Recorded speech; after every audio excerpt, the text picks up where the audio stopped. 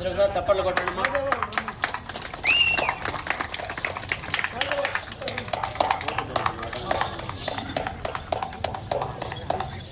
ఒకసారి సెల్ ఇట్లా చూపించి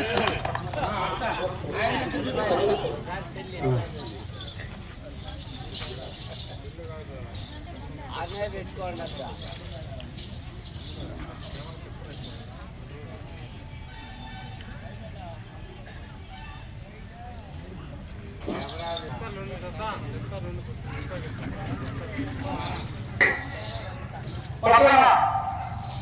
కళాకారులకు కళా పోషకులకు అందరూ కూడా ఇక్కడ వచ్చినటువంటి భక్తులకు పేరు పేరున ధన్యవాదాలు తెలియజేసుకుంటున్నా.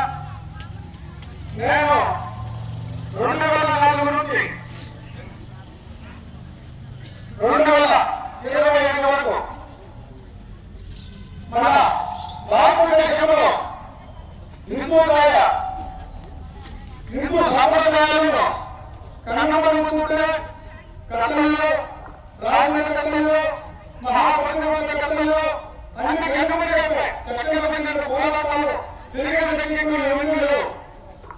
అప్పుడు మేము ఒక ఆలోచనతో సాధన కథ, దేశ కథ, సత్యహరిచంద్ర, తారాచంద్ర, వీరబ్రహ్మ చరిత్ర, లాభకుశ, శ్రీ పాపక పట్టాభిషేకం, అదేవిధంగా మహాభారతంలో 18 ఘట్టాలు 18 ధరలు ఇవన్నీ కూడా ఎక్కడ చూసినా అందుకని 2004 నుంచి నేను దాదాపు మా కళాకారులు అందరూ 2000 మన జిల్లాలో ఉన్నారు.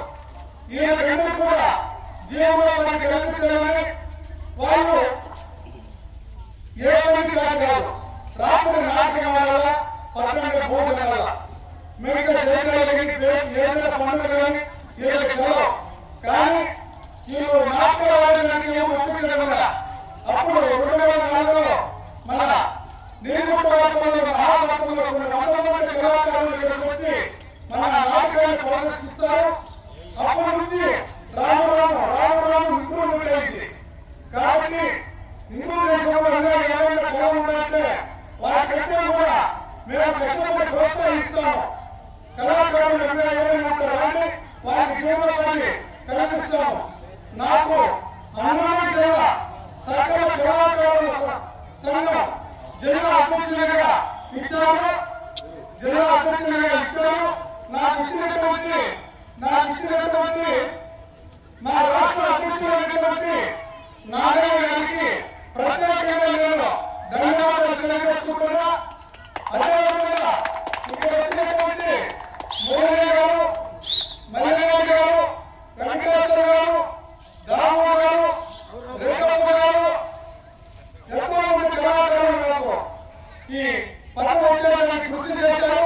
అదేవిధంగా పీడవాసులు మల్లికార్జున గారు, ఇంకా చాలా మంది మన శంకర్ గారు, అశోకులు ఎంతో కూడా నాకు ఈ పదవి ఇచ్చారు. ఎందుకంటే 20 ఏళ్ళు కష్టపడితే తర్వాత వచ్చినటువంటి పదవి.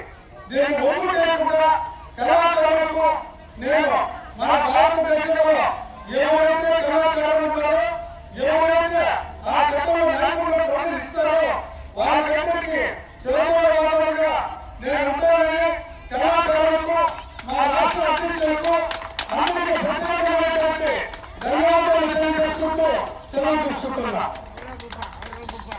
జై శ్రీరామ్, జై శ్రీరామ్, జై శ్రీరామ్, జై హింద్.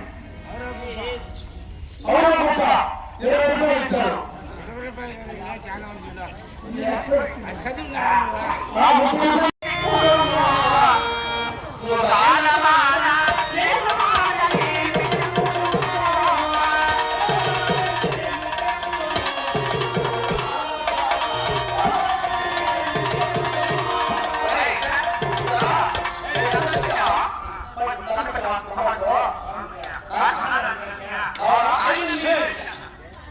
Đó.